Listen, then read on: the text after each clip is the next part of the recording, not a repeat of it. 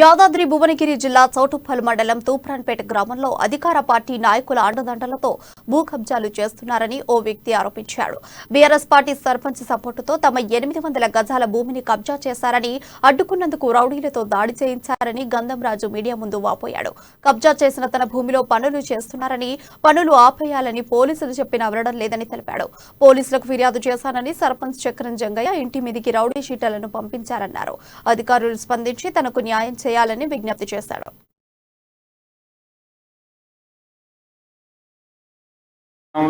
కాలంలో 800 గజాల ప్రాపర్టీ, ఆ ప్రాపర్టీలో చక్రం జంగయ్య, సర్పంచ్ చక్రం జంగయ్య, చక్రం రవీందర్, గన్నం సత్తయ్య, గన్నం అంజనీయులు, పొగడాల జంగయ్య, వర్కూరి రాజులు, పగడాల యాదయ్య, పాండు, ఇంకా కతిమ మనుషులు ఒక 20 మంది దౌర్జన్యంగా ఆక్రమించుకొని పనిచేస్తుంటే నేను నిన్న సిఐసార్కి కంప్లైంట్ ఇస్తే మళ్ళీ అక్కడ ఓట్ని పని చేయొద్దని చెప్పిండు.